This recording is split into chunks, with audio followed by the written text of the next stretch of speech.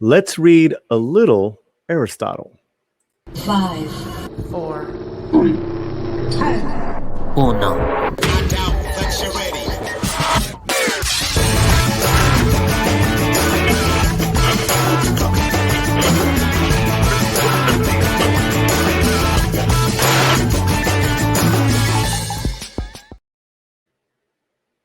Paulie here on the slant. I want to read chapter 3 from Aristotle and Dante, Discover the Secrets of the Universe by Benjamin Alire Sáenz. One of my favorite books from the last 10 years. And they just made an announcement that this book is being made into a film. So here at the Latino Slant, we are excited and honored and want to pay tribute to this great book by giving you a little sample and encouraging you to go and get the whole book. Chapter 3.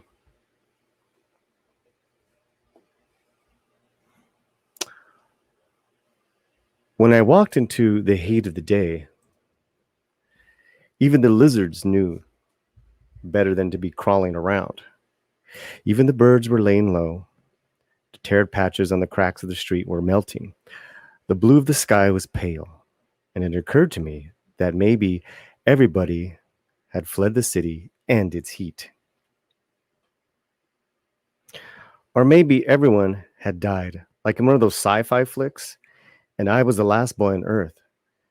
But just as that thought ran through my head, a pack of guys who lived in the neighborhood passed me on their bikes, making me wish I was the last boy on Earth. They were laughing and messing around, and they seemed like they were having a good time. One of the guys yelled at me, "Hey, Mendoza, hanging out with all of your friends?" I waved, pretending to be a good sport, ha, ha, ha, and then I flipped them the bird. One of the guys stopped, turned around, and started circling back on his bike. "You want to do that again?" he said. I gave him the bird again.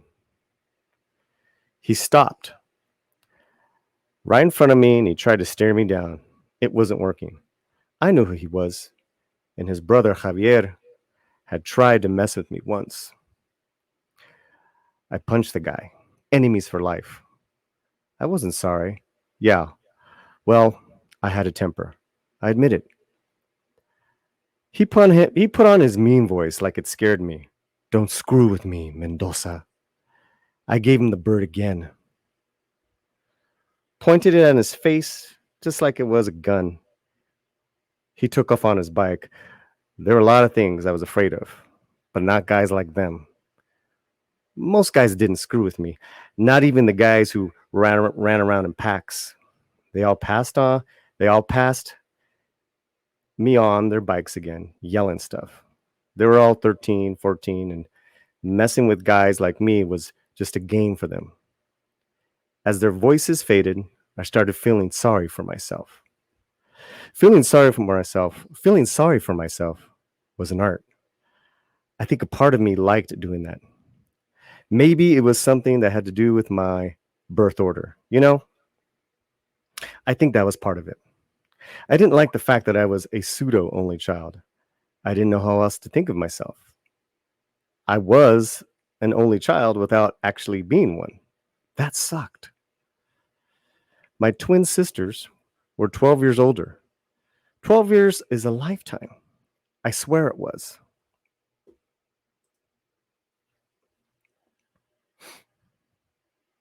"12 years is a lifetime. I swear it was."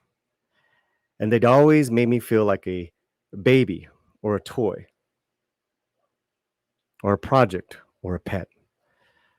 I'm really into dogs. But sometimes I got the feeling I was nothing more than that family mascot.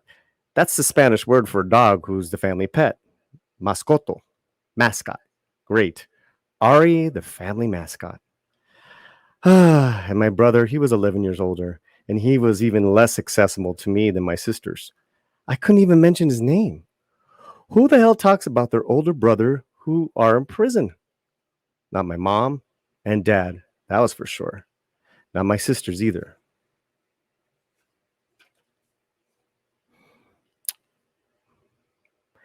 Maybe all that silence about my brother did something to me. I think it did. Not talking can make a guy pretty lonely. My parents were young and struggling with my sisters and brothers were born. Struggling is my parents' favorite word.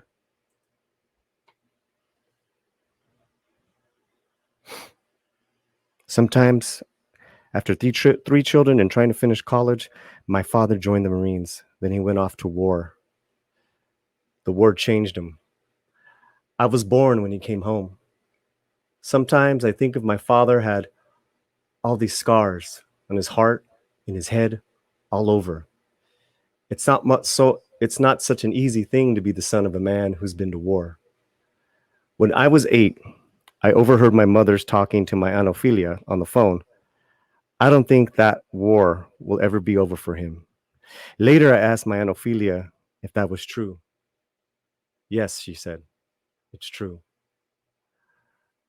But why won't why won't the war leave my dad alone? Because your father has a conscience, he said. What happened to him in the war? No one knows.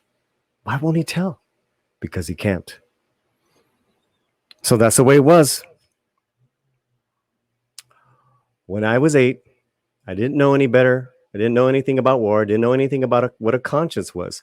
All I knew was that sometimes my father was sad. I hated that he was sad. It made me feel sad too. I don't like sad. So I was the son of a man who had Vietnam living inside of him. Yeah, I had all kinds of tragic reasons for feeling sorry for myself. Being 15 didn't help. Sometimes I thought that being 15 was the worst tragedy of all. Oh, such an amazing book, amazing story. That's just one chapter. I was going to read the opening chapter, but this one captured a lot about Ari's family and the state of where he's at the beginning of the story, that he's 15 and living in El Paso with his family. So I encourage you to get this book. Strongly recommend it. I love it so much. I read it about once a year, over and over. Anyways, I hope you enjoyed our little special recital. Y'all take care, and wherever you're at, keep your slant muy, muy fuerte. Come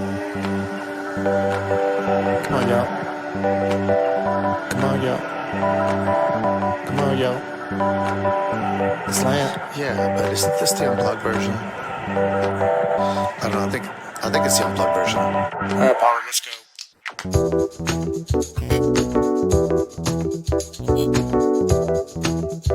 go.